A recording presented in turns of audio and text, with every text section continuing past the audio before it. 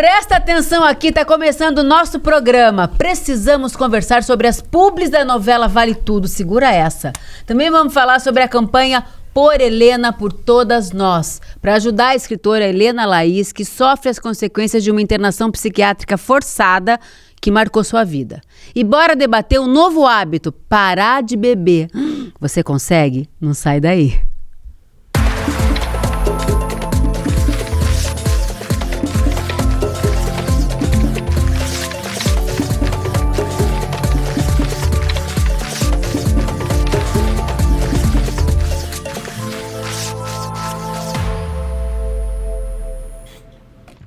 Olá a todos! Mais um Precisamos Conversar entrando no ar. Sejam muito bem-vindos, muito bem-vindas. Eu sou a Juliana Baroni, estamos começando agora o nosso programa que vai ao ar todas as terças, às 19 horas aqui no ICL, com reprise quartas às 15 horas. Aqui não tem pouca coisa não, gente, é só mulher porreta mesmo. Nossa cantora escândalo, que também é historiadora, tá, meu bem? Açucena! Viva! A mais feminista das feministas, a nossa escritora gênia, Márcia Tiburi. Viva! Teacher! E ela que sabe tudo de tudo, praticamente uma antropóloga das redes sociais, Sara Zara. Não namoro com a Márcia, mas tô aí, né? Pra jogo. E eu que sou o quê? A gente sempre fala Nossa todas as âncora. pessoas. Eu sou a âncora. Diretora. Eu sou diretora. É a Quer que a gente te apresente, Juliana Por favor, me Baroni? apresente. Vai. E Vamos com improvisar. vocês, a nossa âncora... eu tenho âncora também, quer ver? A nossa âncora... A nossa âncora mais que especial, nossa diretora, atriz. Dona que do dono. tá estreando um Dona do filme dono. lindo, inclusive. Maravilhoso. Dona do dono. Vai pra Argentina, caraca. Já estreou. Loira, Foi o maior sucesso. loira e inteligente. Caraca, que mulher é essa? Esse Sou nó, eu! esse nó na cabeça da macharada. Pronto. Machista. Você vai poder assistir também ao Precisamos Conversar no Spotify, que está disponível agora, inclusive em vídeo. Aqui é só gente fina, elegante, sincera. Então vamos nessa? Semana quente.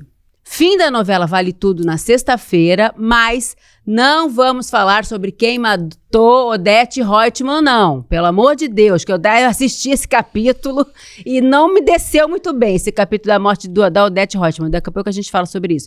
Aqui a audiência é baixa, tá? Porque quem assiste aqui a novela? Você assiste? Às vezes, quando eu posso. Você assiste, Márcia? Não, nunca Mas vi. televisão. Nunca viu Vale Tudo? De Não. vez em quando? Nem a antiga, não Nem a vi. antiga? Não. A Márcia não... A última vez que eu vi novela foi Rock Santeiro. Eu acho que eu tinha uns 14 anos. 1985, eu vi Nossa, também. eu Também assisti. Eu tava viva Eu já. sou noveleira de nascença, assim. Tanto que meu nome, Açucena, vem da minha mãe assistindo Tropicaliente. E ela falou, nossa, se eu tivesse uma outra filha, chamaria Açucena. E ela te bate. E aí ela me batizou, nunca esqueci disso. Achei novela, gente, que é um nome lindo, Açucena. Nome lindo, Lindo, nome lindo. maravilhoso. E Carolina Dickmann era a personagem isso. de Tropicaliente. E Eu não você? assisti. Você também não assistiu? Mas calma aí, Como então vamos assim, Sara Zara? Eu não assisto novela, tenho outras ocupações. Mas eu lá. Eu lembro não muito... assisto novela, mas os memes chegaram até a gente. eu parei de assistir não novela chegaram? depois de Avenida Brasil. A Avenida Brasil fechou pra mim as Não, novelas. Porque foi tão boa que Dessa aí... última leva de novelas foi a melhor novela da história. Mas isso Dos já anos tem, 20, né? Mas isso já tem o quê? A Dos Avenida anos Brasil? 20. Ih, foi... Brisa nasceu, tem 12 anos, tem 15 Tem anos. 15 Por ca- anos. Não, então, dos anos 20. Alô, porque... Rede Globo, estamos precisando 15 de anos outra sem Avenida novela Brasil. boa. Vale Tudo não deu. Mas assim, precisamos conversar sobre o excesso de merchandising da novela Vale Tudo, que está dando o que falar. Na internet é o assunto que está mais chamando a atenção e atualmente é a produção da faixa das 21, das 21, com maior faturamento comercial da Globo. Até aí, tudo bem, né? Estamos acostumados. Só que as publicidades da novela entram na hora errada, da forma errada, e a quantidade é abusiva. Eu queria falar que isso tudo atrapalha a dramaticidade, a narrativa, o valor da trama. Vocês não acham? Ou eu estou sendo ingênua? Eu acho. Aqui no ICL nós não temos propaganda, só temos uma lojinha souicl.com.br. Se você... Aqui a gente não tem patrocínio, mas a gente veste a camisa, o boné. Cadê as camisas? Eu gostaria... Joga umas camisas aqui do Sou ICL pra mim, querida. Querida Alice. Mas olha só, Sara, você quer um boné?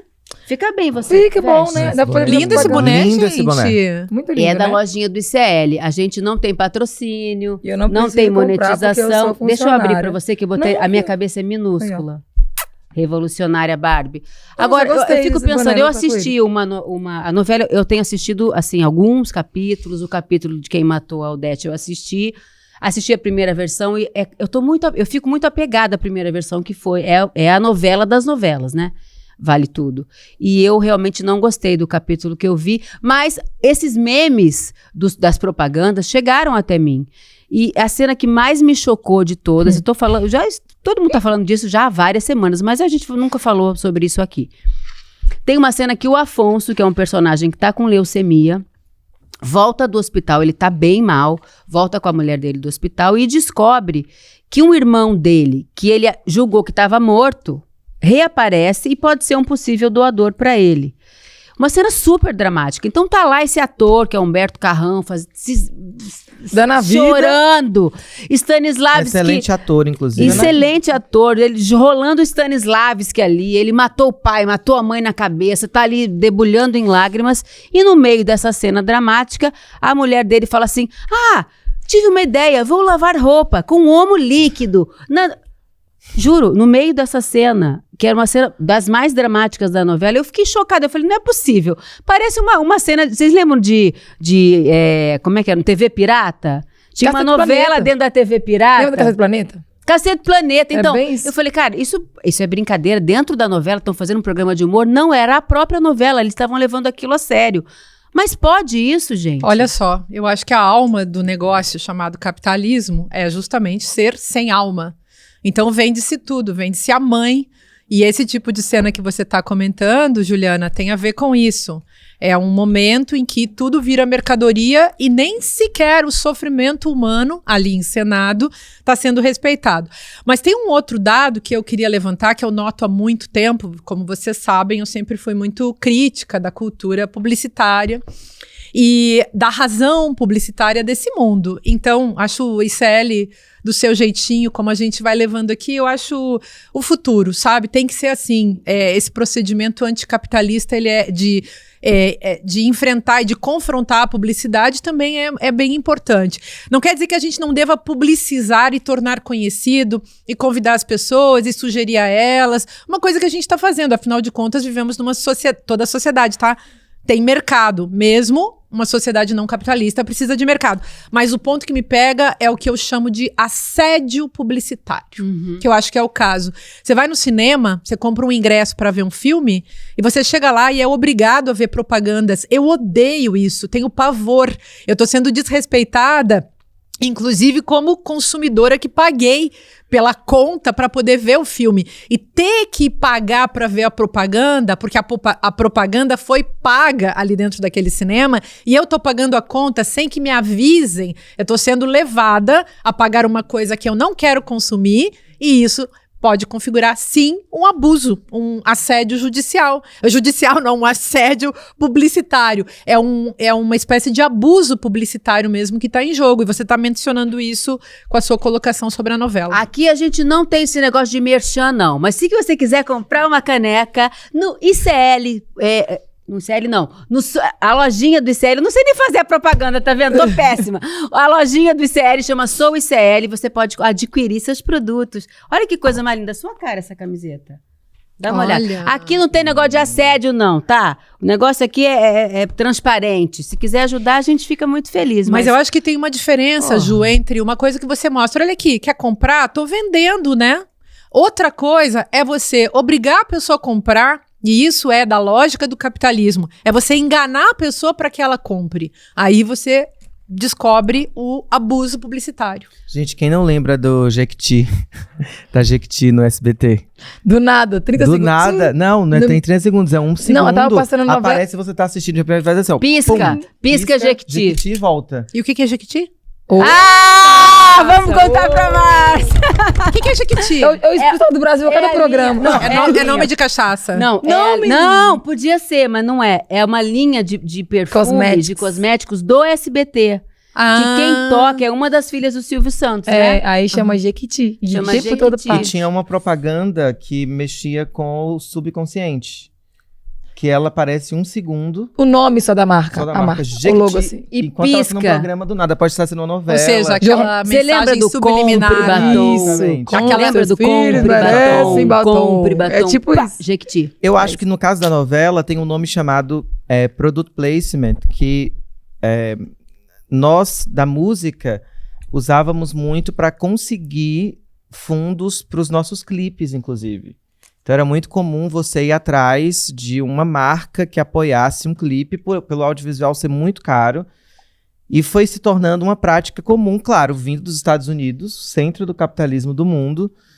Eu lembro de um clipe da Lady Gaga, incrível, mas aí é muito genial, assim. A forma que só aparece no final uma propaganda da LG pegando fogo, assim.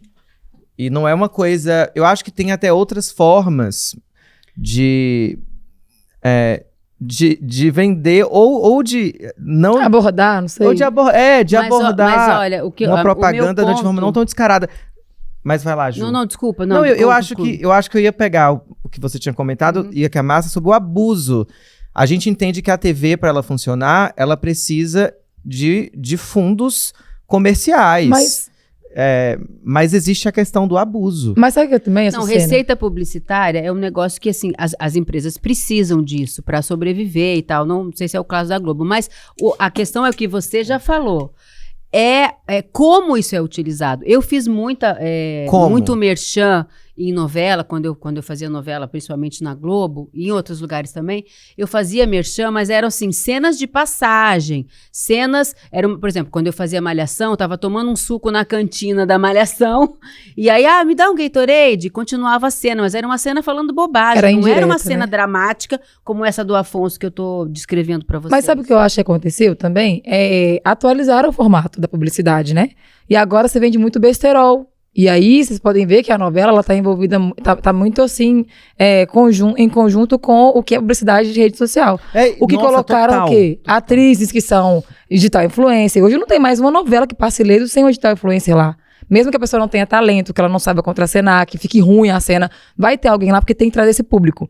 E esse formato de propaganda que vocês veem assim, que pra vocês estão sendo absurdo, pra eu que consumo muita rede social, isso é um besterol que vende muito. Tem Mas, Sara, essa que é a questão. A cena era uma cena hiper dramática. Mas hoje não é mais besterol. novela sobre um drama. É sobre o que vai atingir um público maior que consome. É sobre o dinheiro, entendeu? Fica um abuso ainda maior, porque o que a propaganda faz? Ela gera desejo. E quem que consome? Então, mas se você gera desejo, nesse caso, você usa o momento em que a pessoa está fragilizada, porque nela foi provocada uma catarse, uma emoção artificial através da narrativa, normal, isso é arte, né? Mas no momento em que essa emoção dessa pessoa é desviada para vender sabão em pó, ou para vender qualquer coisa, se aproveita dessa geração de uma emoção genuína, catártica, vamos lá, ao Aristóteles, ao quem quer que seja, e se passa a vender, se faz essa transposição, se passa a vender sabão em pó a partir da fragilização que foi provocada nessa pessoa. Então é uma coisa assim, realmente de abuso, sabe? Não, e antes você também fragiliza o outro e aí você vende o que E você quer. abuso com o público e abuso com a obra em si. Porque, assim, gente, é uma novela, é um momento em que é o ápice de uma trama, os atores estão ali esperando 200 capítulos para chegar finalmente nessa grande revelação, e aí virou motivo de chacota nas redes há 3, 4 semanas. Mas isso sabe? também rende. Porque assim, antigamente, a novela trazia dinheiro através da audiência, não era? Tinha aquele negócio de ponto, as pessoas sentadas pra assistir. Hoje a audiência é muito dividida de atenção. Eu mesmo não assisto novela mais. Sim. Não assisto. E aí eles têm que estar presentes de todas as formas. Eu vou lembrar do Omo quando eu for lá, por causa dos memes. Olha o tanto de meme que gera. E a marca, ela só vai multiplicando a forma que ela chega nas pessoas. E agora não é sobre o drama, é sobre o dinheiro que traz, porque sempre foi dinheiro. Novela sempre foi dinheiro. Então, não foi educativo, né? E sempre foi usar o desejo das pessoas e manipular o desejo das pessoas para gerar dinheiro. Isso já é também um jogo perverso, mas é do capitalismo. Isso não quer dizer, mais uma vez, reiterando aqui, não quer dizer que a gente não possa ter mercado, mostrar as coisas para as pessoas, mas o nível abusivo, pra mim, é o ponto que a gente tem Eu acho que não é se muito preocupar. honesto, né? Nada honesto. Até porque nessas horas que tem essas brincadeirinhas de publicidade, não é qualquer ator ou atriz. Tem o específico, que tem uma fanbase. Tem o Thaís Araújo, que tem uma fanbase. Exatamente. Tem o Nesse caso Carrão. era Alice Wegman, Isso. com o Carrão. E aí, quando eu chego lá no mercado pra fazer minha compra, que eu preciso de sabão, eu vou ver tanto de sabão, mas eu vou lembrar que o Carrão, que é o que eu gosto, falou do Omo. Automaticamente eu vou lá e compro Não compra o Omo. Omo, não, que tem outras marcas mais baratas. É tipo assim, lembra eu acho que era Tem como. aquela humorista Ilana. Mas lava beijo. Não, como é que ela A fala? Kaplan? É, a Ela é Kaplan. maravilhosa. Como é que ela fala? Como é que fala? Pode? Pode. É de bom tom? Aquelas personagens. Não é aquelas bom tom. personagens. Você pode fazer Parece product placement? Não, mas Pode. parece que estão É de bom menosprezando tom, a não. inteligência do público. É. E Não estão. pode. Não é de bom tom. E estão menosprezando a inteligência do público. E tem outro negócio do público. Quando a gente fala em audiência, eu escrevi isso num livro chamado Olho de Vidro, que já é velho. Quantos livros você tem, Márcia? Não sei, perdi a conta. 79. Aí, elas ficam me zoando. Olha só, tem um negócio chamado desejo de Por isso que audiência. ela não vê novela, ela tá com tempo só Pra pra escrever escrever livro, graças porque a pra Deus. escrever livro também tem que ler os livros, né, gente? Aí, olha só. Tem uma coisa que é audiência, e a audiência também é gerada através de um negócio que a gente chama de desejo de audiência. Então, você quer fazer parte de uma comunidade, mas a comunidade se esborou, sobrou pra você ser audiência. Então, você quer ver a novela, você quer ver o filme, você quer ver a propaganda, você fica lá colado na Netflix, que é uma comunidade espectral, ou nas redes sociais, tudo comunidade espectral, pra ver se você encontra um lugar ao sol, pra ver se você se torna alguém nessa cidadania digital, visual, virtual que tá aí em cena no capitalismo. E antigamente o formato de publicidade era diferente. Eu lembro que eu trabalhava na Vivo na época, ia ter o último capítulo da novela, da negócio, da Avenida Brasil. Gente, a Vivo pagou um absurdo, tipo milhões, pra poder passar 30 segundos de comercial no último capítulo, sabe? No último bloco.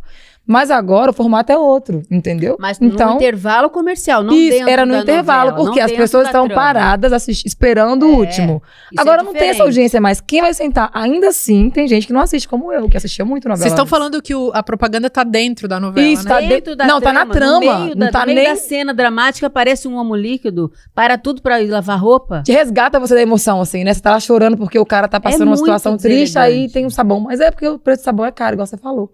Aí Não, mas junta. é muito deselegante. Fica não. triste. Aqui no ICL, nosso merchan é aqui, ó. Boné da Barbie Revolucionária. Se você quiser, a lojinha é souicl.com.br. Se quiser camisetas de mulheres feministas, temos também. Olha, essa tá maravilhosa, com sua cara essa aqui. Tá Eu quero. Já vou pegar Agora a minha. essa é a minha preferida, do meu filme maravilhoso. Vai pra Cuba, Eduardo. Olha aqui. Tem uma frase do José Martí. Essa aqui eu tenho várias cores. Tem uma branca e tem essa aqui. A gente faz propaganda assim, descarada. A gente não engana você não, tá? Aqui é assim, propaganda. E se você quiser, compra. É baratinho também, viu, gente? Isso aqui não Coisa é um líquido pouca, não, que é menina. caríssimo. Coisa de um Isso aqui sabão. dá pra você comprar. Preço de um sabão. Isso aqui é baratinho. souicl.com.br. Agora chega de palhaçada, vamos mudar de assunto.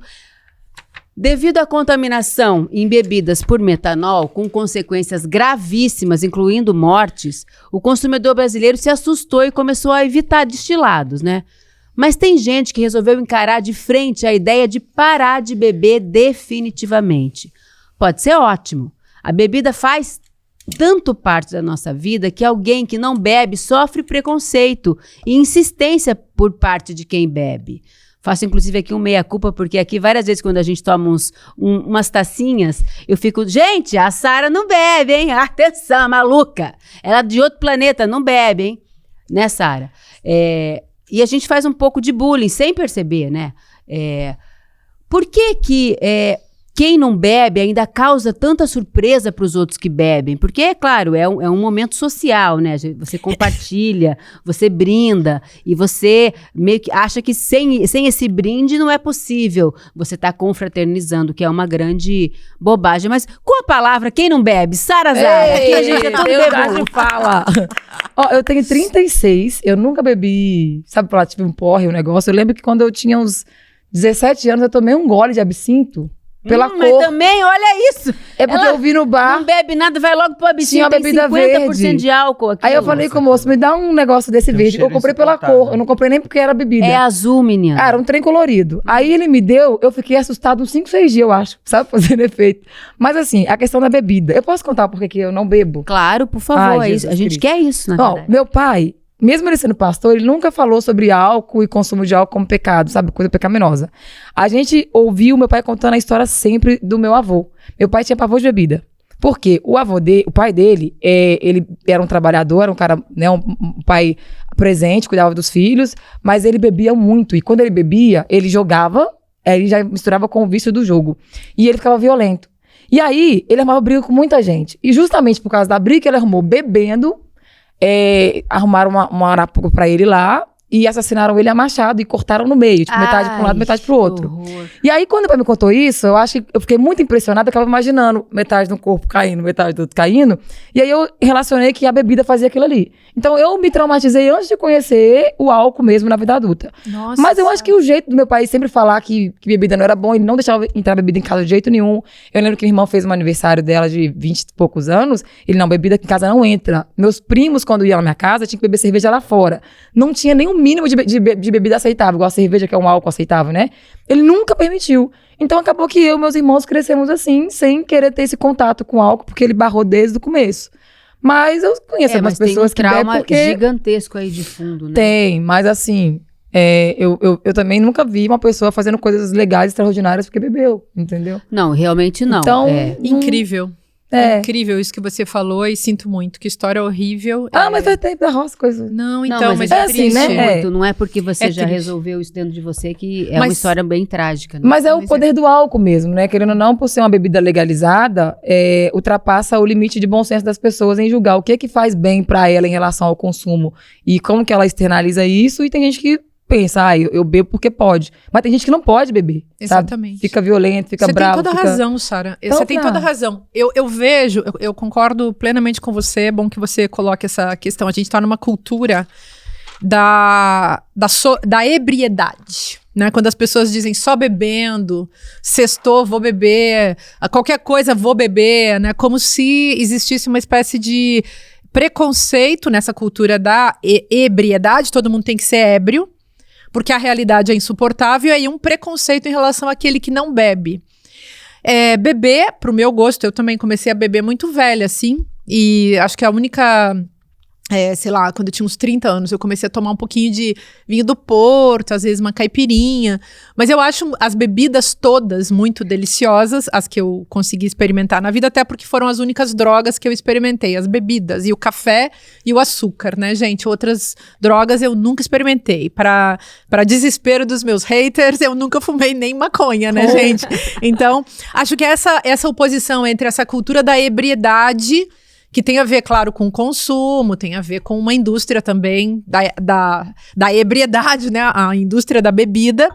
E essa cultura, essa revolta do sóbrio, né? A sobriedade, uma pessoa que se mantém sóbria para entender o que o que tá acontecendo no mundo, talvez ela possa ficar malquista, né? Mas, gente, vocês viram o governador de São Paulo dizendo que se fosse com Coca-Cola ele se preocuparia, e o governador de São Paulo, Tarcísio das Quantas, ele se transformou no Bolsonaro 2.0, ele é o novo, e daí? O novo eu não sou coveiro, o novo é só uma gripezinha, e pegou mal pra esse cara, e acho que ele vai se dar muito mal, porque ele tripudiou de um sofrimento que os brasileiros não suportam, ainda bem. Ele é governador de São Paulo, é problema dele, sim. Eu sei Claro, que desvendar essas fábricas clandestinas de adulteração de bebida, tem pessoas morrendo, isso está sendo espalhado para o resto do Brasil. É problema dele, sim.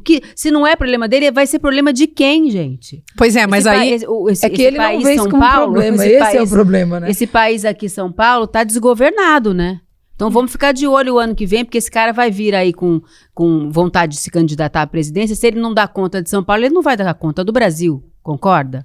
Isso você não falou. Não, eu tô ouvindo porque eu gosto muito de beber.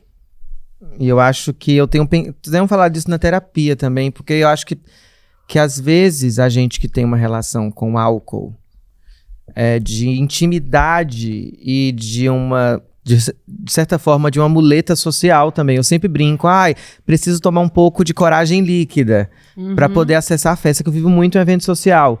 E o evento social, ele se faz muito pela bebida, pelo cigarro, fumódromo. Pra tolerar. E eu acho que tem a ver com a nossa insegurança também. E fazendo terapia, a gente aprende que onde há a falta, há compulsão. E onde há compulsão, há falta. Essa brincadeira, né? E talvez a questão da anestesia da vida, da realidade, da forma como você maquia os preconceitos contra você, da forma que você maquia suas inseguranças. Então o álcool, de fato, ele é muito poderoso, porque ele te tira um pouco dessa realidade cotidiana e instantânea. A questão é quando isso passa a ser uma norma, um padrão e não uma exceção. Pois é. E, por exemplo, eu gosto às vezes de beber para estar no palco, e na última vez que eu fiz isso, eu percebi que eu passei um pouco do ponto e já tô começando a retroceder. Tá muito fácil beber. Tá muito fácil você ter acesso a todo tipo de álcool.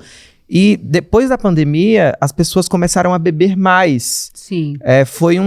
Isso é estatístico até. Justamente. E o que eu lembro que teve uma fase que no início, principalmente, eu comecei a beber todos os dias. Faz um drinkzinho ali, faz um drink. Pelo menos para você ficar em casa e suportar todas aquelas notícias.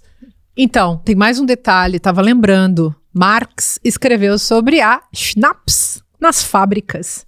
Então, para aguentar a vida, para aguentar o capitalismo mesmo, na época do Marx, nas fábricas, os trabalhadores recebiam as suas doses de schnapps, a bebida alcoólica lá das fábricas. É o nome da bebida? Não, schnapps tipo uma genérico, uma pinga em alemão, assim. Eu conheço Schweppes. Elas recebiam... Então, as pessoas recebiam para suportar o trabalho de 16, 18, 20 horas dentro da fábrica, as pessoas recebiam o álcool, para que houvesse um controle justamente da sua percepção. E isso continua até hoje, só que agora a gente paga por isso e bebe. E claro, como tem bebida de tudo quanto é tipo, né, gente? Do uísque, não sei quantos anos, fabricado não sei onde, até o corote, né, que é a corote. Tá muito fácil, é muito fácil beber, é muito fácil barato, você acumular bebida em casa. O glamour que eles colocaram na bebida, sabe? Agora eles enfeitam o drink, sabe? Coloca aquele monte de coisa, aquele monte de cor, aquelas coisinhas caras. E virou também o tal do produto de desejo, né? Você não vai ver uma pessoa que saiu na noite no rolê não postar um copão cheião que é 50, 70 reais ou um copo bem elaborado. Parece que virou uma ostentação também? O tal do gin de 10, né? Isso, aí vem aquele trem tudo e dá coco dentro, tá com não sei o quê. Fora as músicas também, que eu acho que influenciam muito. Estimulam, né, a bebida. Você a sair e consumir. Porque eu acho assim, você não tá triste? Você escuta, você falou que tava chorando lá no negócio, né? Chorando na Argentina. Você ouviu uma música triste. Você tá disposto a sair pra zoar e curtir? Você vai ouvir uma música que combine com o seu momento. Vamos botar aí um sertanejo que a Márcia adora, que ela tem uma playlist boa dessa. A maioria é beber, cair, levantar, beber pra poder chorar e beber de novo. E aí, se eu tô triste, eu bebo, eu vou trair e vou beber de novo. Se eu tô feliz, tudo é motivo pra beber. Existe uma apologia, né? Uma apologia ao uso da bebida. Que ela vai te empurrando pra normalizar, que é comum. E como é uma bebida que você pode comprar e você não vai ser preso, igual você compra outras drogas, né? Acaba que... Também tem uma questão cultural muito forte, por exemplo, no interior de São Paulo, não tem muito o que fazer, né, Alice? A gente que é do interior. Então tem uma cultura, por exemplo, meu avô, eu vou falar um absurdo aqui. Meu avô, que era lavrador, ele tomava pinga, assim, toda hora do almoço para poder aguentar o tranco, né? Tomava uma dosezinha, que era assim, para abrir o apetite, ele falava. E aí, no final de semana, quando a gente se reunia a família para os almoços de domingo, ele fazia sempre caipirinha, ele era o cara que fazia a caipirinha da família toda. E para as crianças, ele fazia caipirinha também, só que com mais açúcar. Ele falava, isso aqui é das crianças, vou botar mais açúcar. Mas tinha pinga? E mais gelo. Claro, tinha pinga. Misericórdia. E aí, ele pegava uma colherzinha de café e fazia fila dos netos. Eu era a neta mais velha, né? Eu ficava logo na primeira da fila. E ele dava uma colherzinha de bebida. Um dia deu ruim, porque a gente foi lá e pediu mais, e ele deu. Pediu mais, ele deu, a criançada ficou bêbada. Minha mãe deu um ataque com ele. Falou, pai, você não pode, isso é cachaça. Vai dar... Eu tinha uns 10 anos, fiquei bêbada pela primeira vez ali. E culpa do meu avô, que eu tomei gosto pela bebida. Hoje minha bebida preferida é vinho tinto. E na minha casa a gente tem uma história difícil com bebida, porque o meu pai, ele bebe também, bebeu desde muito cedo, né? Desde os 14 anos que ele bebia. E ele era um artista, meu pai. Um grande cantor, que depois, quando ele não conseguiu fazer carreira de cantor, né? Porque é muito difícil, como você sabe. E ele ficou uma pessoa frustrada, virou um artista frustrado. E aí, ao longo da vida dele, todo final de semana, o meu pai bebia cachaça. Ou uísque ou cachaça. Bebia bastante, assim, para se anestesiar. Talvez, hoje eu entendo que ele gostaria de estar em outro lugar, ele gostaria de estar no palco. Então, a bebida era uma fuga para o meu pai. E aí, uma época, a gente começou a ver que estava passando muito do ponto e a família toda se reuniu para falar, você tem que parar de beber, você tem que parar de beber. Aí ele fez uma grande cena. Meu pai também era um grande ator, no fim das contas. Depois eu fui elaborar isso. E aí ele abriu a garrafa de pinga de 51 e falou assim, vocês querem que eu pare de beber? Então tá bom. Fez a cena jogando a garrafa de bebida assim na pia. O Heleninho. O Heleninho. Aí ele jogou a garrafa de bebida assim. Aí todo mundo, nossa, agora ele fez a grande cena, fez um compromisso público, né? Com os filhos, ele vai parar de beber. Lá, depois de um ano, mais ou menos assim, a gente começou a descobrir garrafas vazias, escondidas pela casa. Então, quer dizer, ele passou a beber escondido da família. Pior ainda. Pior ainda. Ele começou a beber escondido, nunca parou de beber realmente. E, consequência disso, é triste falar, mas o meu pai teve, por conta do excesso de álcool, um câncer de fígado. Que ele descobriu já com bastante avançado. Quando ele descobriu, o tumor tinha 13 centímetros. Era do tamanho de porque é um câncer silencioso, né? Do tamanho de uma bola de tênis. E, enfim, veio a falecer por conta disso. Então, e ele só parou de beber realmente quando veio o diagnóstico de hepatocarcinoma. Então, foi uma tragédia na minha família. E todos nós, eu bebo menos, mas eu continuo bebendo. Mas, Ju... Eu tenho uma relação com álcool um pouco mais saudável, porque eu sei que ele não me controla. Eu uso álcool para relaxamento, para quem gosta, né, gente? Um vinho bom. Existe relação eu gosto de vinho, tá? E eu acho essa uma delícia. Boa pergunta. Não existe relação saudável com álcool. Só dela existir. Claro que sim. Claro que existe. Você tá usando de forma controlada, mas não é saudável, nunca. Claro que sim. Claro que sim. Claro que sim. Não faz bem para a saúde. Não, gente, mas um uso de qualquer coisa que seja recreativo, cuidadoso. O vinho, por exemplo, é deliciosíssimo e não quer dizer que faça mal à saúde, não. Eu adoro vinho e eu acharia muito triste eu não poder beber nunca mais. Então eu bebo pouquinho, até porque eu não tenho resistência. Mas eu acho as bebidas todas muito interessantes. Na próxima encarnação, enfim, brincando com isso, eu tava lembrando na minha infância, na Serra Gaúcha, a gente fazia suco de vinho também. E então, as pessoas deixavam... era suco de cachaça. Eles deixavam a gente botar açúcar no negócio. Eles deixavam a gente botar açúcar, mas um negócio que eu também me dei conta ouvindo a tua narrativa, Ju, é que lá na minha casa era um matriarcado, porque eu me lembro assim, morando na periferia, passava pelos bares, né, e via muitos homens nos bares bebendo e tal, e eu nunca vi meu pai bebendo, e meu pai só podia beber em casa, sabe por quê? Minha mãe não deixava ele ir em boteco, porque pra ela, o homem em boteco era o ápice da decadência de um homem. Era a massa 1.0. Nossa, mas eu acho também. Meu pai só bebia em casa também. Só podia beber em casa. É interessante, por exemplo, que o Brasil tem esse crescimento tanto dos jovens que estão cuidando de uma saúde física, né, de um corpo de academia, de um exercício, e deixam de beber para que essas conquistas físicas não sejam afetadas pelo álcool. Em contrapartida não. Soma-se a isso, tem a questão evangélica também, né? Que existe uma proibição do álcool pelas igrejas, mas é interessante que a Igreja Católica ela tem uma relação com o álcool. E de onde vem o cristianismo, que é o judaísmo? O judaísmo, ele, do ponto de vista do álcool, o álcool ele sacraliza a ceia, sacraliza o rito. Ou seja, quando Jesus estava lá fazendo a Santa Ceia, ele bebeu um vinho. Ele transforma a água em vinho, isso é interessante. Por exemplo, qualquer ritual judaico, você não é suco de uva, a não ser que você tenha uma doença, você não pode beber. Mas até a criança, quando vai fazer a Brit Milá, que é a circuncisão, você coloca um pouquinho de vinho na boca, tudo no... eu sei, mas... Mas é que eu acho que, na questão do cristianismo, é que uma pessoa com a cabeça cheia de álcool é mais difícil de controlar. E como existe o poder e o controle de mente, é melhor proibir a pessoa de beber pra ter um acesso melhor ao controle da mente dela, entendeu? Eu acho que é só por isso. Aí ela dizima mais, não faz sentido. ela oferta mais, às vezes ela dá o dinheiro pro bar, ela dá pro pastor. Assim... E tem a coisa também... não, faz sentido. Né? Proibir para controlar. E tem a coisa também de ser muito diferente do que o catolicismo apresenta, né? Ou seja, o cristianismo evangélico protestante tem uma série de práticas que são contrárias ao catolicismo, ou seja, a gente não pode parecer com eles. Então são pautas morais em torno do álcool que eu acho complicadas também. Então, e a lei seca, né, gente? Vamos lembrar, a guerra às drogas dos Estados Unidos, a lei seca, que foi parte do imperialismo e que tem a ver com o controle dos costumes das pessoas. Então, olhar assim para essa sociedade, a importância das leis, mas também a importância do carnaval, dos rituais, da festa, dos rituais que quebram com os controles, porque o capitalismo é tão esperto, assim como o patriarcado, que é óbvio que ele vai controlar você de qualquer jeito, permitindo ou proibindo.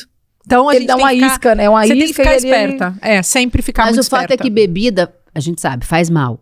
E aquela máxima de que uma tacinha de vinho diária até indicação médica, é mentira. É mentira comprovada. Aliás, todos os médicos, meus amigos que eu conheço, são adoram uma confraria de vinho enfim, e são do balacobaco.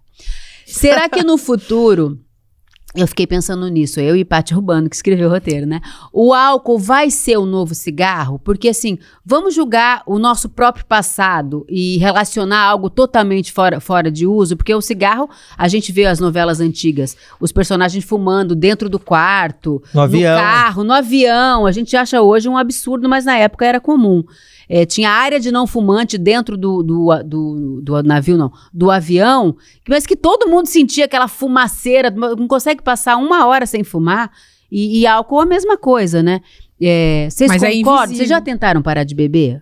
Eu não precisei, eu tive que começar a beber, né, pra me tornar uma pessoa um pouco mais normal, porque eu tenho uma tendência a ser monja, a ser nerd, e eu queria ser uma pessoa normal, foi um projeto de vida, a partir dos 30 eu comecei, é sério, gente, eu fiz esse esforço, sabe, e agora que eu já tô na menopausa, que eu já sou uma senhora, né. Uma senhora bonita, obrigada, o que eu tenho recebido de mensagem assim, quero saber, da onde é a roupa da Márcia Tiburi?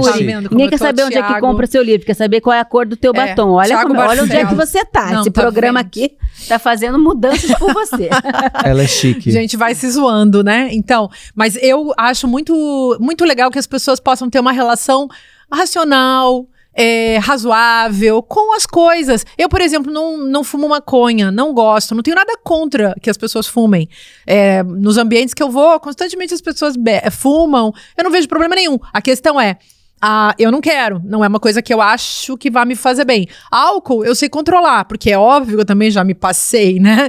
Então eu já sei quando é que o negócio não tá bom, mas eu acho uma delícia. Vinho bom, gente, é uma delícia. E tem gente, também. As sommeliers, elas ensinam, essa mulherada incrível que tem por aí, que fica ensinando a gente a beber direitinho, os vinhos legais e tal, um pouquinho. Eu não acho ruim não, eu acho uma delícia. Eu já pensei em tentar não parar, mas é muito difícil, justamente porque eu gosto muito de andar em festas. Eu gosto. E você trabalha na noite, sim. Você é uma cantora, né? E isso dificulta, porque eu gosto. Mas eu tenho pensado, sim, em estabelecer uma relação mais saudável.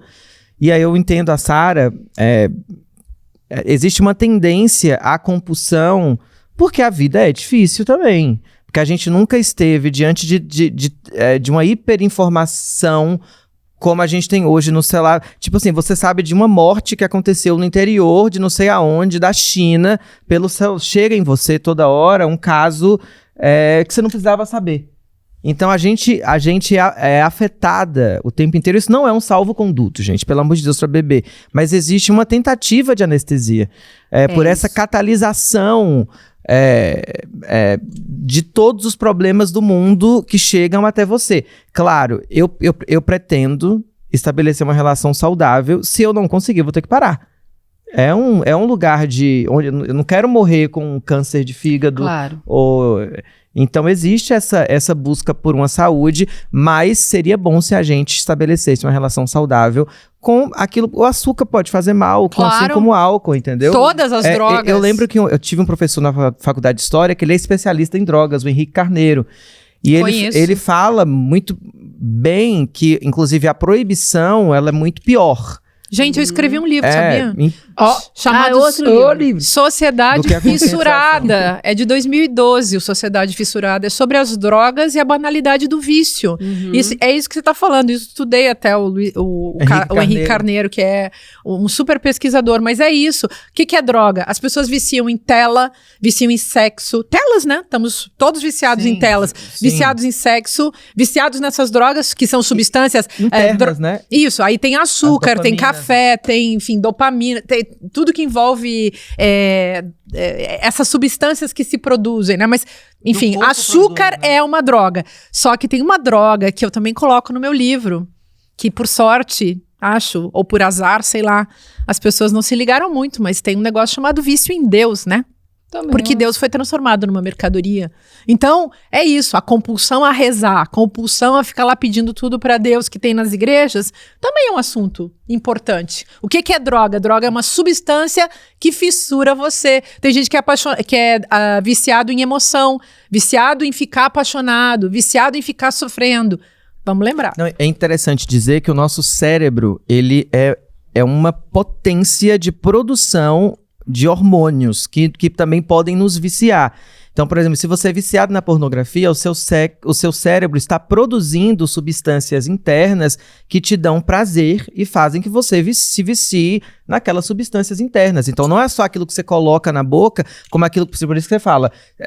Quando eu fico viciada em me emocionar na igreja, em pedir para Deus, a gente está produzindo substâncias. Então, assim, tudo que é vício... Você se coloca na situação para poder ativar o seu vício. Ativar seu vício. Certo. Uma ativação até interna ou externa. Ou você bebe um álcool, ou cheira uma cocaína, ou come muito açúcar, ou você produz internamente a partir de uma punheta, a partir de uma siririca. Você tá viciado porque você tá fissurado, gente. Você tá rachado por dentro, rachado na sua subjetividade. Aí o negócio, você precisa botar uma coisa ali para tampar esse sofrimento. Olha, o primeiro porre que eu tomei foi em Portugal, eu já tinha 21 anos, e eu fui, pra quem ainda não sabe, eu fui Paquita da Xuxa, então... Nossa, eu não sabia. Mas tem gente que não sabe. Aí, eu tinha uma imagem de muita pureza relacionada a crianças, e eu tinha quase que uma obrigação de ser toda certa, toda correta, como uma Sandy da minha época, sabe?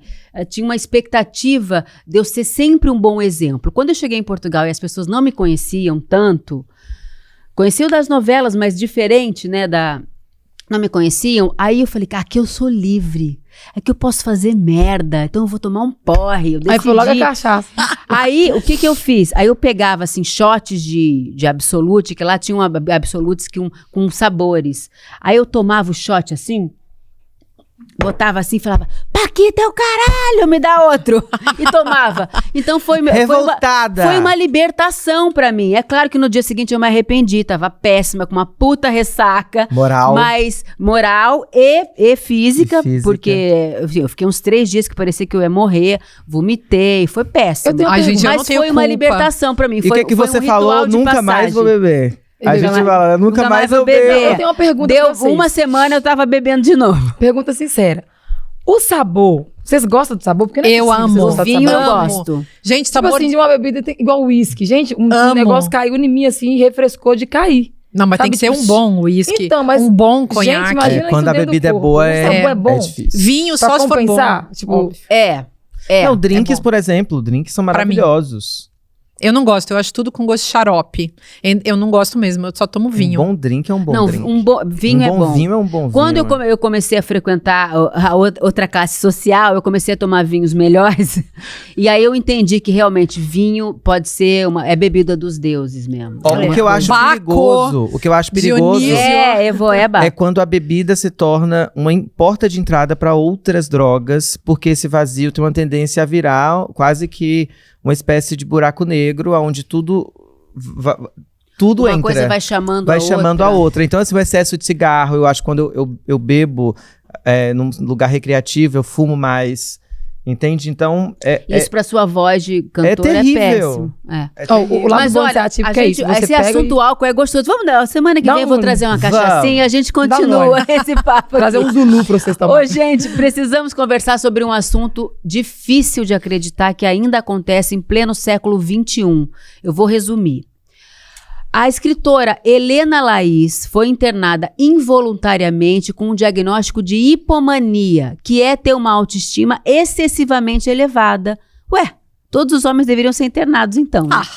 Essa internação aconteceu com a validação de laudo de uma psiquiatra amiga entre aspas, né, da família, e se deu após 3 semanas do anúncio do processo de divórcio de Helena e Paulo Henrique de Lima. O casamento havia durado 24 anos. Eles tiveram 2 filhas e Helena tinha arrumado um namorado. Essa mulher ficou internada 21 dias, sem contato com o mundo externo e só conseguiu sair quando obteve um habeas corpus. Hoje, existe uma campanha para a recuperação psicológica e financeira de Helena. Nós vamos debater aqui sobre a sempre questionada sanidade da mulher. Principalmente quando não se atende às expectativas do homem ao seu lado, né? Eu comecei a me inteirar dessa história quando veio na pauta do programa e eu fiquei completamente estarrecida. Mas mais estarrecedor ainda é que tudo isso ainda tenha tido uma participação de outra mulher. Ô, Márcia, como é que isso acontece ainda nos dias de hoje? Quando eu li essa história, eu falei, isso deve ser século XIX. Não, aconteceu agora. Você tem toda a razão, Ju. É algo do século XIX, porque a misoginia é algo do século XIX, o ódio às mulheres é um fato dessa cultura e ele vai ser revivido e inclusive instrumentalizado sempre que possível. Quantas vezes, ao dizer para um moço lá, um rapaz, um homem, tchau, não quero mais saber, as mulheres são tratadas como se fossem loucas. Eu mesma, você está com problemas psicológicos, várias vezes isso. Por quê? Porque você resolveu cancelar uma relação? Provavelmente tenha sido isso que aconteceu com essa moça. E o detalhe aí que você levantou também, que é essa hipomania, isso é certeiro, porque é como se uma mulher não tivesse autorização para se amar, para gostar dela mesma e praticar os atos de autodefesa, de autoconsideração, de autorrespeito que derivam desse amor próprio. No patriarcado, a misoginia, ou seja, o ódio às mulheres é permitido e o amor às mulheres não é permitido. Os homens se amam entre eles, as mulheres não têm o direito nem de amar a si mesmas. Essa é a questão que o caso da Laís nos coloca. Conceito de sororidade, né? Que é um conceito interessante que surgiu, não sei há quanto tempo, mas eu conheci foi há pouco tempo, falando coisa de menos de 10 anos, sei lá, 6, 7 anos, que é o amor entre mulheres, que é essa geração porque uma mulher sempre foi colocada uma contra a outra. Não podia ter 2 atrizes maravilhosas. 2 cantoras incríveis não podem se admirar, elas têm que ser rivais. 2 mulheres bonitas não podem ocupar o mesmo espaço, porque senão uma vai roubar o marido da outra. Então, essa manipulação do ser feminino, inclusive colocando as mulheres como loucas. Tem uma música linda da Juliana Strassacapa, Sua Xará, que tem essa temática triste, louca ou má, que são quase que 3 epítetos, né, pro feminino. E por que você diz que ela é louca? Por que as mulheres foram taxadas como loucas, histéricas no século XIX e tal? Que é doença do útero, né? Pois é, histeria vem de histeron, que é o útero. E nas teorias, assim, ao longo da história, desde a antiguidade clássica, o útero era tratado como se ele fosse um animal, como se ele fosse um órgão que faria com que as mulheres se tornassem menos racionais do que os homens. Na base é isso. Então, você chamar ela de louca é para destituir dela os motivos, a racionalidade mesma, né, o entendimento que ela tem acerca de uma situação. É fácil dizer, você é louca, você não tem razão. E os homens, nessa divisão social E nessa divisão de gênero, que é uma divisão também das emoções, ficaram com a racionalidade e colocaram para as mulheres as emoções, e junto com essas emoções foi a ideia de que elas são todas umas loucas destrambelhadas, né? A Dilma passou isso, foi toda a retórica das mídias e de toda essa política, todo esse golpe de 2016 foi embasado nisso. Dilma era uma louca. Louca, intransigente e burra. Isso. Ah, não sabe nem falar. Tem muitas mulheres falando isso sobre ela. Então, a misoginia é geral, até mulheres participam. A Dilma era vítima disso, tratada como louca, e todas as mulheres que têm poder correm esse risco sempre, porque é um jogo estratégico do patriarcado. E assim também uma mulher dentro de casa, quando ela não faz o que o marido quer, ele que é senhor soberano da situação, então ela pode ser tratada como que tem problemas psicológicos, que enlouqueceu, que é doida. Muitos casos de injustiça, eu conheço até mulher que está presa por causa disso, tratada como a louca, má e perversa. Tem aquele, não é um ditado, né, mas eu acho que você já falou isso aqui um dia, que um dos lugares mais perigosos para uma mulher viver é dentro de casa. Concordo. A casa é uma espécie de prisão, né, gente? É um campo de concentração. Hoje em dia, menos um campo de concentração, porque tem muita mulher que vive sozinha, muita mulher, como diz a música da Juliana, né? Se constrói como sua própria casa, ela é casa para ela mesma. Mas, infelizmente, é um lugar de confinamento, sim, na história. O gineceu, gente, o lugar onde a mulher ficava trancada dentro de casa, a mulher que não podia ir na janela, a mulher que tinha que se esconder. As burcas no Oriente Médio são uma representação disso também, de que uma mulher não deve estar na rua. Mulher da rua é tratada, então, né? Se falava mulher da rua, a mulher que se prostituía, e assim por diante. Ô, Sara, quero ouvir sua opinião, porque olha que maluquice. Você fica casado 24 anos com uma pessoa, claro, você confia nessa pessoa, você tem duas filhas com essa pessoa, e num processo de separação ela te interna. Você já imaginou? Menina, uma situação pior? Eu tava pensando nas minhas partes, quando o pai, o Ranço lá, ele tinha esse hábito de me chamar de louca, e nos dois sentidos. Quando eu não cumpria com a expectativa, não batia a expectativa dele, e quando batia também. Eu acho que esses caras são tão malucos que eles ficam pensando, não, essa mulher deve ser louca de estar comigo até hoje. E aí eu acho que ele transfere isso na palavra, porque não tem condição. Mas eu queria saber que lista é essa de autoestima em excesso que essa mulher tem para ela conseguir essa proeza de ser internada, e uma amiga, que era para ser amiga, conseguir também ajudar a colocá-la nessa condição. Mas o que ela transmitiu de autoestima em excesso assim, para eles terem esse pensamento, sabe? Simplesmente, pelo que eu entendi, que ela se separou. E como que o juiz leva em consideração isso? Ser dona do seu não, né? Juiz, pelo que eu entendi, porque você precisou de um habeas corpus, gente. Habeas corpus não é? Ou eu tô ficando maluco? Gente, é o alienista, Machado de Assis, o alienista. Exatamente, é o alienista. Você coloca toda a cidade, fica doida, você coloca toda a cidade num manicômio e você fica sendo a exceção. Na verdade, o médico é que era o louco, né? E é isso que o patriarcado faz com as mulheres também. Trata todas elas como loucas para acobertar o seu próprio delírio, vamos chamar assim. E perversão. E perversão, porque olha só, uma sociedade em que os homens são infinitesimalmente, inclusive, mais violentos do que as mulheres, que tem uma tremenda violência contra as mulheres, e isso tá assim, no mundo afora, violência de todo tipo, da violência física, psíquica, feminicídio e tal.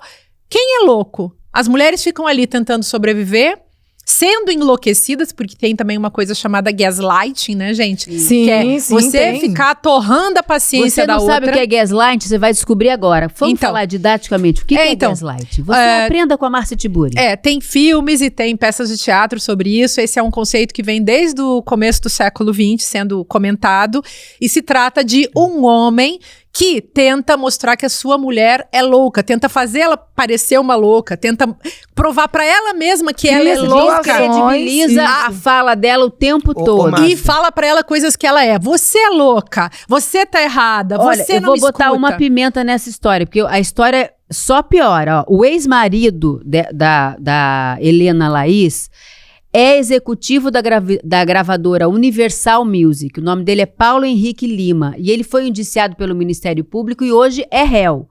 E a psiquiatra, amiga da família, que chama Maria Antônia Serra Pinheiro, e o ex-diretor técnico da clínica, que chama Gabriel Bronstein Landsberg, todos com sobrenomes de aristocratas, né? Também foram denunciados. Até abril deste ano, o processo corria em segredo de justiça no Juizado de Violência Doméstica e Familiar contra a mulher. Helena rompeu com todos, inclusive com a própria mãe. A própria mãe da Helena apoiou a atitude do ex-marido. Olha, ele convenceu todas as pessoas ao redor dela, inclusive filhas, a mãe, olha só. A vida dessa mulher, gente, foi destruída. E quase 6 anos depois, ela ainda luta por liberdade, por ela e por todas as mulheres na campanha. Por Helena, por todas nós. Nós te apoiamos, Helena. Quem quiser apoiar ou saber mais, você vai lá no @por Helena, por todas nós. É uma página do Instagram e você vai se inteirar de tudo que você pode fazer para ajudar a Helena, tá? Mas fala, Suciana, eu queria só... Sobre isso e o conceito de gaslight, me parece que vem de um filme em que o marido, para manipular a sanidade da esposa, começa a fazer uma espécie de... Cria situações, Não, né? ele cria uma situação de que a luz começa uma luz movida a gás, né? Uma luz abastecida a gás começa a piscar e ela fala, você não tá vendo? Ele, não tá acontecendo nada. E a partir dessa manipulação da sanidade... Uma loucura física, né? Assim... Não, e ela passa a acreditar que ela tá louca. Ela começa a ficar neurótica, justamente. Isso, 1938, uma peça que chama Gaslight. Depois tem filmes, enfim. A peça é de 38, tem filme de 40, 44. Manipulação psicológica. Esse termo vem da peça e do filme, né? E tem um outro texto que é O Papel de Parede Amarelo. Eu fiz o prefácio do livro, foi traduzido no Brasil. E aí, nesse negócio... mas aí é um texto de uma feminista, a Charlotte Perkins Gilman, que ela mesma era controlada pelo marido médico. Ela faz um conto para mostrar como é que isso acontecia. Então, ficava dentro de casa sendo tratada como louca. E o cara ainda dizia, ela gostava de escrever, que escrever fazia mal a ela, quando na verdade escrever era o escape. Então, é isso de ficar torrando a pessoa, fazendo um bullying mental diário dentro de casa, e de repente, o cara fica confundindo a mulher dentro de casa, e de repente ela começa a achar que ela tá louca mesmo. Tem hoje em dia muitos filmes sobre isso, né? Mas no caso dessa moça aqui, tinha que prender esse homem, porque eu acho que ele não aceitou que depois de 24 anos... ela talvez não quisesse mais continuar com o relacionamento. E tava tocando a vida dela, né? E eu acho que é muito autoestima a pessoa achar que alguém não pode, te largar mais, porque você, de repente, não serve mais para aquela função que você desempenhou. É muito autoestima de um homem achar que a mulher precisa estar com ele para sempre, só ele pode largar uma relação, né? Eu acho que o problema dele foi esse aí. Não, Sarah, ele é um homem com numa posição de poder, um presidente de gravadora. Ninguém me larga. Eu que largo. É isso, né? Eu sou o presidente de tudo. É muito egocentrismo. Posso falar mais uma besteira? Sim. Agora eu quero falar uma besteira. Uma besteira cheia de verdade. Eu quero falar o seguinte, gente, nós mulheres nos acostumamos a ser cornas, chifradas. E a gente trata isso com maior elegância. Eu entendo quando alguém dá um piti por conta desse tipo de coisa, quando não tá no contrato. Mas, digamos, historicamente as mulheres se acostumaram a isso e vida que segue. Os homens não suportam. Isso é um sinal de que eles não têm maturidade para conviverem. Fala. Eles não têm maturidade. Hoje vai durar 2 horas. Aguenta aí, os homens não... Menina, esse é um negócio que eu fiquei besta. Os homens não suportam essa questão de ser chamado de corno publicamente, mas o que mais tem na plataforma de conteúdo adulto são conteúdos desse, que os homens, se eles chegam ao ápice do prazer, né? Com fetiche, sendo corno, e sendo chamado de corno. É verdade. Eu acho que não sei explicar direito. Mas assim, tá vendo? É isso que eu acho. Só prova que eu tô dizendo. Mais embaixo. A questão social, sabe? O aparente. Eu acho que eles não se importam de outros homens achar que eles são cornos. É as mulheres que não podem ver homem como corno. Porque quando estão fazendo lá, e não é filme não, tá? É gente mesmo, vida real, né? O famoso amador. Vida real. Eles têm o prazer de ver um outro homem possuindo a mulher dele e ele sente prazer por isso, sabe? Porque ele acha que ele tá no controle, né? Então eu acho que é uma questão de intimidade. Tem a coisa do controle, sabe? Também, né? E da objetificação dos corpos junto, dos outros, logicamente. Né? Mas aí existe essa condição aí onde os homens estão unidos, o prazer dos dois. Foda-se a questão da mulher. E eu acho que existe essa questão da intimidade. E no comprometimento social, um homem não pode comprometer com a mulher dela imaginar que ele foi traído, que ele foi trapaceado. Então fica tudo na intimidade, sabe? Assim, nada que todo Mas mundo eu acho saiba, que todo a mundo nós, no questão caso. pro outro homem é ser desmoralizado na frente dos outros. Quer dizer, eu sou Das outras, eu acho. dos outros. Eu acho que os homens, eles não se importam com eles no sentido de ser passado pra trás. É Não, das mulheres, não, sabe? Mas eu acho que concordo com a eles se Ju. importam com os próprios, com os pares. Mas O eles se negócio é apoiam, deles. gente. que a Gente, minha galera vai pensar o que negócio eu não dou é conta deles. do recado. Eles se reconhecem entre eles se amam. Mas eles se apoiam, Nós por isso somos mesmo que objeto, não- bebê. Exatamente. Então é mais vergonhoso pra eles imaginar que a gente tá vendo ele como uma pessoa Não, frágil do que o outro homem. creio que não. Não Eu sei, acho que não é sabe? questão de fragilidade, é questão de masculinidade. O meu pau tem que ser maior do que o do outro. Tipo isso. sabe? E a socialização e o reconhecimento comunitário entre os homens. Eles são fechados entre eles É. e se amam. Olha só, esse assunto vai render. Vamos menino. falar dele num próximo Eles programa. vigiam um Vamos. pau do outro. Não é? Eles vigiam. Eles Se vigiam. auto-vigiam e Eles se auto-adoram. E adoro, eu peguei um monte de gente, mas ser corno aí é outro assunto para um próximo programa. Agora nós vamos cantar alguma coisa, Sucena? A Sucena sempre surpreendendo, vai cantar uma música em homenagem a esse absurdo. A gente falou tanta coisa interessante hoje no programa.